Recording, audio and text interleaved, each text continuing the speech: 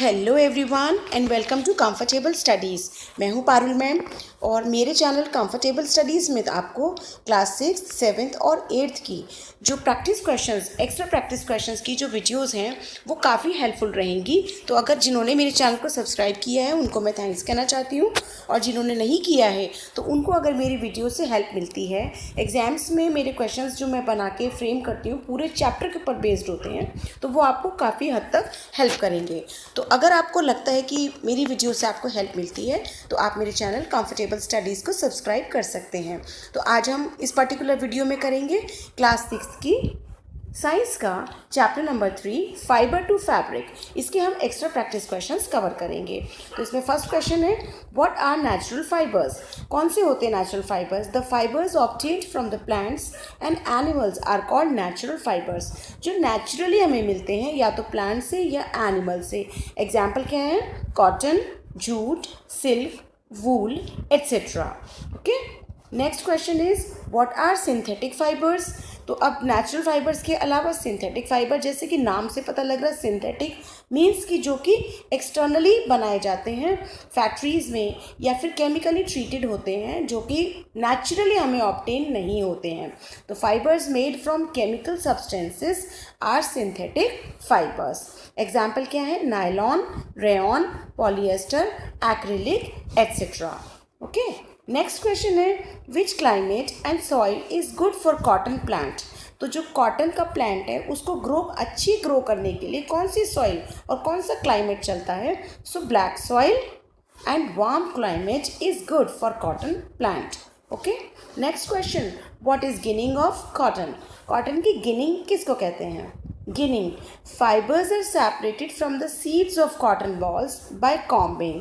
This process is called ginning. इसमें क्या होता है, जब कॉटन का प्लांट होता है वो जब ट्री पे जो उसका श्रब जितना मतलब छोटा ही होता है, वो ट्री नहीं होता, श्रब होता है, तो उस पर इस तरीके से एक वाइट सा फ्लावर की तरीके से कॉटन बॉल आ जाता है, जिसमें उसका पीछे से यहाँ पे सीड्स भी लगे होते हैं और उसमें और भी पार्ट से वो जुड़ा होता है।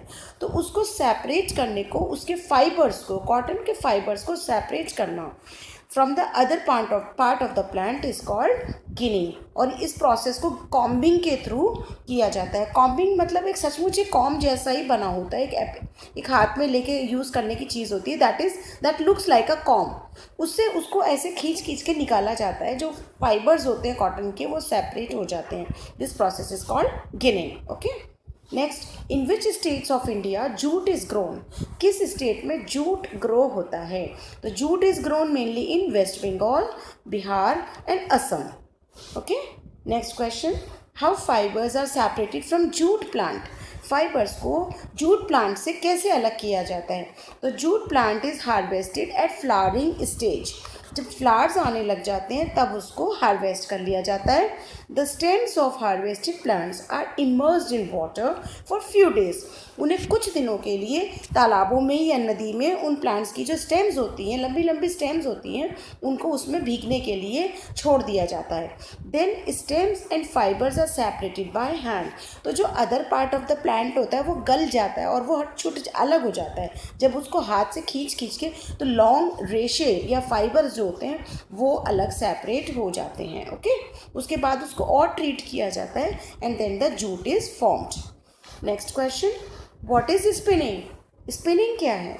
The process of making yarn from fibres is called spinning. Fibres को मिला करके यार्न बनाना, यार्न यानी कि थ्रेड लाइक बनाना, जिसमें 1 और 2, 3 फाइबर्स को मिला करके एक यार्न बनाया जाता है, या एक तरीके से कह सकते हैं धागा बनाया जा सकता है। उस यार्न से फिर फैब्रिक बनाया जाता है और फैब्रिक से वी मेक क्लोथ्स।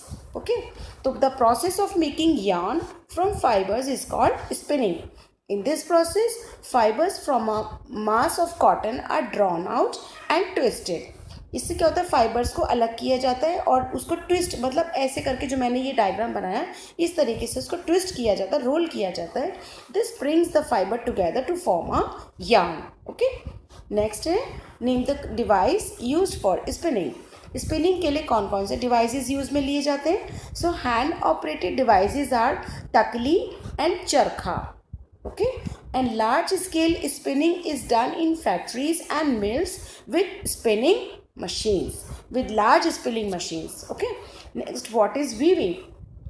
Weaving क्या है? The process of arranging two sets of yarns together to make a fabric is called weaving. कि दो सेट को, yarns के दो सेट को जोड़ के एक फैब्रिक बनाना क्या कहलाता है? weaving कहलाता है. Next is what is loom. Loom क्या होता है? Weaving of fabric is done on loom.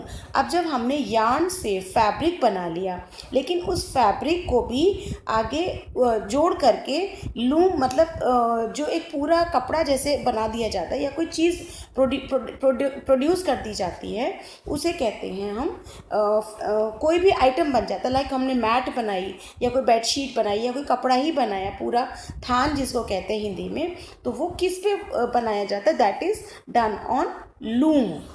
The looms are either hand operated और पावर ऑपरेटेड. या तो मशीन्स में बिजली के थ्रू चलता है या फिर हैंड से चलता है. अच्छा, मैं आपको बताऊँ वो कैसा होता है. वो एक टेबल टाइप से होता है. टेबल के ऊपर भी एक लंबा सा ऐसे लगा होता है जिसमें से धागे निकले होते हैं, यानी कि फाइबर्स निकले होते हैं.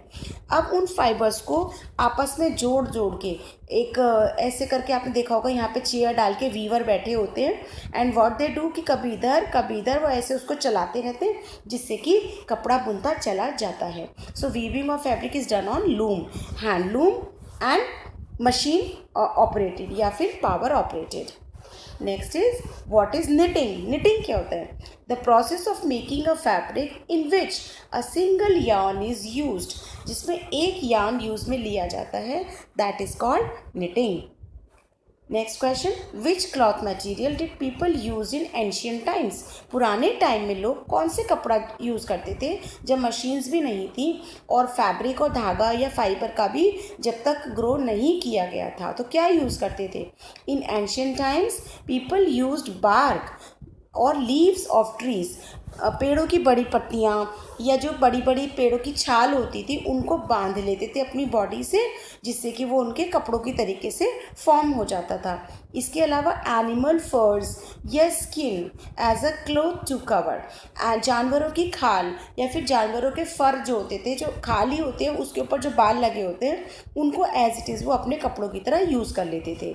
नेक्स्ट, लेकिन लेटर ऑन बाद में क्या हुआ? They learned to weave twigs, grass, vines, animal fleece, hair into fabrics. लेकिन बाद में उन्होंने जो पेड़ों के डंडियाँ या ट्विग्स जिसको कह सकते हैं, उनको आपस में वीव करके, या लंबी लंबी जो घासें होती थी उनको वीव करके अलग अलग चीज़ें, या कहने को एक तरीके से कपड़ों की फॉर्म में बनाना शुरू कर दिया था. Okay, so this was all for this chapter. ये क्वेश्चंस काफ़ी हैं, पूरे चैप्टर को कवर करते हुए हैं. इसके अलावा आप चैप्टर को 2 बार रीड कर लीजिएगा, और जो बैक में क्वेश्चंस हैं अगर आपने वो एक बार कवर कर लिए तो आपका पूरा चैप्टर, आई एश्योर कि आपको पूरे मार्क्स मिलेंगे. ओके, आई होप आपको मेरे पढ़ाने से अच्छा लगा होगा. तो आगे भी आप मेरे चैनल की वीडियोज़ को देखने के लिए आप मेरे चैनल कंफर्टेबल स्टडीज़ को सब्सक्राइब कर लेना, and also press bell button so that notification भी आपको मिल सके. Okay, so happy learning. Bye bye.